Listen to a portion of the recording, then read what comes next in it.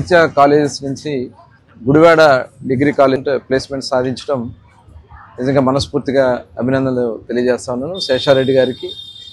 అలాగే వాళ్ళ టీం అందరికి కూడా మనస్ఫూర్తిగా అభినందనలు. ఫస్ట్ ఇయర్లోనే ఇంత పెద్ద విజయం సాధించినందుకు మరి అభినందనలతో ఈరోజు ఆ ప్లేస్మెంట్కి సంబంధించినటువంటి ఎవరైతే వచ్చినాయో వాళ్ళకి ఇవాళ సర్టిఫికేట్స్ ఇచ్చేదానికి వాళ్ళని అచీవర్స్గా తీసుకోవడం అనేది భవిష్యత్తులో మిగతా పిల్లలకు కూడా ప్రోత్సాహంగా ఉంటుంది. డెఫినెట్గా ఇవాళ ఆంధ్రప్రదేశ్ రాష్ట్రంలో గౌరవ ముఖ్యమంత్రి వర్యులు నారా చంద్రబాబు నాయుడు గారు, అలాగే నారా లోకేష్ గారు ఇవాళ రాబోయే 5 సంవత్సరాలు అంటే ఇంకా 4 ఇయర్స్ ఉంది. ఈ 4 ఇయర్స్లో 20 లక్షల ఉద్యోగాలు కల్పించాలనేది ప్రభుత్వం పెట్టుకున్నటువంటి టార్గెట్. దానికి సంబంధించి విద్యార్థుల్లో స్కిల్స్ని పెంపొందింపజేయటం, అలాగే ఇక్కడ ఆ వనరులు మానవ వనరులను కూడా అభివృద్ధి చేయటం, అలాగే ఇండస్ట్రీస్ కానీ అలాగే కొన్ని ఇన్వెస్ట్మెంట్స్ కానీ రావడం ద్వారా వాళ్ళకి ప్లేస్మెంట్స్ వచ్చేదానికి అవకాశం ఉంది. మా టార్గెట్ని రీచ్ అవ్వడం కోసం ఇవాళ క్వాంటమ్ వ్యాలీ ఏదైతే ఉందో క్వాంటమ్ కంప్యూటర్కి సంబంధించి కూడా ఇవాళ ఇనిషియేటివ్గా ముఖ్యమంత్రిగా ఆంధ్ర రాష్ట్రంలో తీసుకునేది ఇది డెఫినెట్గా ఆంధ్రప్రదేశ్ రాష్ట్ర భవిష్యత్తుకి ఇది పునాది కాబోతుందని ఖచ్చితంగా చెప్పొచ్చు. ఇవాళ ఇంత చక్కటి అవకాశం కల్పించినటువంటి శేషారెడ్డి గారికి మరొకసారి మనస్ఫూర్తిగా అభినందన తెలియజేసుకుంటూ, ముఖ్యంగా సూపర్ మనం చూసాం 1 ఇయర్లో ఇవాళ 5 సంవత్సరాలు జగన్మోహన్ రెడ్డి రాష్ట్రాన్ని మొత్తాన్ని కూడా సర్వనాశనం చేశారు, విధ్వంసాలు చేశారు, అంతా అస్తవ్యస్తం చేశారు. అసలు పరిపాలన లేదు, ఎవరికి సమస్య చెప్పుకోవాలని తెలియనటువంటి పరిస్థితి. ఇవాళ ఈ సంవత్సర కాలంగా పరిపాలన మొత్తం కూడా ఒక మార్గంలో పెడుతూ అటు కేంద్ర సపోర్ట్ కూడా తీసుకున్నాం. పోలవరం పనులు స్టార్ట్ చేసాం, అమరావతి పనులు స్టార్ట్ చేసుకున్నాం. ఇవాళ రోడ్లన్నీ కూడా గుంతలమైపోయినటువంటి రోడ్లన్నీ కూడా బాగు చేసుకున్నాం.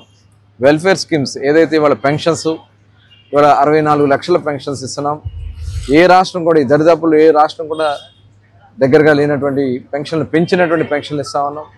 3 గ్యాస్ సిలిండర్లు ఇస్తున్నాం. ప్రతి ఇంటికి దాదాపు ఇప్పటికి 2 కోట్ల గ్యాస్ సిలిండర్లు ఇచ్చాం. అదేవిధంగా తల్లికి వందనం మొన్ననే ఇవ్వడం జరిగింది. దాదాపు 67 లక్షల మందికి తల్లికి వందనం కింద ఎంతమంది పిల్లలు ఉన్నా అంతమంది పిల్లలకి ఇవాళ ఇస్తున్నటువంటి ఏకైక ప్రభుత్వం కూడా ఇవాళ కూటమి ప్రభుత్వమే. ఇవాళ రాబోయే కాలంలో మరి ఏదైతే ఉచిత బస్సు కానీ ఈ నెలలోనే బహుశా ఏదైతే అన్నదాత సుఖీభావ కింద 20,000 రూపాయలు ఇచ్చే దాంట్లో భాగంగా 3 విడతలుగా ఇచ్చే కార్యక్రమాన్ని కూడా శ్రీకారం చుట్టబోతా ఉన్నాం. ఒక మంచి పరిపాలన జరుగుతూ ఉంది. ఇవాళ ఇంత చక్కటి పరిపాలన జరుగుతూ ఉంటే ఇవాళ 5 సంవత్సరాలు పరిపాలన చేతకానటువంటి వ్యక్తి మళ్ళీ వచ్చి కులమనో మతమనో ఏదో ఒక వంక పెట్టి ప్రజల్లో ఒక అశాంతిని సృష్టించాలని ప్రయత్నం చేస్తూ ఉన్నారు. మరి ప్రజలందరూ కూడా గమనించాలని చెప్పి సందర్భంగా కోరుతా ఉన్నా. ఇవాళ మొన్న పల్నాడులో వాళ్ళు చేసినటువంటి అల్లర్లు కానీ వాళ్ళు చేస్తున్నటువంటి విధానం చూస్తూ ఉంటే వాళ్ళకి రాష్ట్ర అభివృద్ధి చెందడం ఏమాత్రం ఇష్టం లేదు. ఇవాళ ఖచ్చితంగా మన రాష్ట్రాన్ని ముందుకు తీసుకెళ్లాలనేది ప్రభుత్వం పెట్టుకున్నటువంటి లక్ష్యం. దానికి అన్ని వర్గాలని కలుపుకుంటాం, అందరినీ కలుపుకొని ఇవాళ అనుకున్నటువంటి అన్ని కూడా సాధించుకుంటూ ప్రజలకు ఒక మంచి పరిపాలన సుపరిపాలన అందించే దాంట్లో ముందుకెళ్ళిపోతామని చెప్పి తెలియజేస్తాం. సార్, ఇప్పుడు జిల్లాలో మీరు మంత్రిగా ఉన్నారు. గతంలో ఈ జిల్లాలో వెలుగున్నటువంటి కొడాలని కానివ్వండి, వంశీ కానివ్వండి, పేరు నాని కానివ్వండి, 1 సంవత్సరంగా కాలంగా వారి రాజకీయాల్లో పెద్ద యాక్టివ్గా లేదు. కానీ గత వారం రోజుల క్రితం నుంచి వాళ్ళు రాజకీయాల్లో యాక్టివ్గా ఉన్నారు. సోషల్ మీడియాలో కూడా వాళ్ళు కంబ్యాక్ అయ్యారు, మళ్ళీ మా పూర్వవైభవం వస్తుందని అంటున్నారు. వాళ్ళు వైసీపీ రాజకీయంగా పూర్వవైభవం సంతరించుకుంటుందని మీరు అనుకుంటున్నారు? చూశారు కదా, ఇప్పుడు 151 అని చెప్పి విరవీ గారు ప్రజలు బుద్ధి చెప్పారు, 11 సీట్లకు పరిమితం చేశారు. ఇంకా వాళ్ళలో పరివర్తన రాలా, వాళ్ళ ఆలోచన విధానంలో మార్పులు రాలా. ఇవాళ సర్వనాశనం అయిపోయినటువంటి రాష్ట్రానికి ఇవాళ అన్ని కార్యక్రమాలు చేసుకుంటూ మనం ముందుకు తీసుకెళ్తున్నాం. ప్రజలందరూ కూడా సంతోషంగా ఉన్నారు. ఇవాళ అరాచకాలు చేసినటువంటి వ్యక్తులకి అసలు మాట్లాడే హక్కు ఉందా? అసలు ఆ నాయకుడు జగన్మోహన్ రెడ్డే ఒక ఆలోచన విధానాల్లో మనం చూసాం గతంలో చేసినటువంటి విధానం. ఏదన్నా ఎవరన్నా తప్పులు మాట్లాడితే వాడిని కంట్రోల్ చేయాలి. కంట్రోల్ చేయకుండా ఇక్కడే మాట్లాడినటువంటి తెలుగుదేశం పార్టీ కార్యాలయం మీద దాడి చేసినటువంటి వ్యక్తులకు, చంద్రబాబు నాయుడు గారి మీద ఇంటి మీద దాడి చేయడానికి వెళ్ళిన వ్యక్తులకి ఆ రోజున తీసుకొచ్చి వాళ్ళకి అందలం ఎక్కించారు, మంత్రి పదవులు ఇచ్చారు. అలాగే దోచుకున్నటువంటి వ్యక్తులు ఇవాళ పేరుని నాని బియ్యం కొట్టేశాడు, 8,000 బస్తాలు బియ్యం కొట్టేశాడు. ఇవాళ ఆయన వచ్చి అతనితో మాట్లాడిస్తారు. ఎందుకంటే సిగ్గుచేటు ఇంకేముంటే చెప్పండి.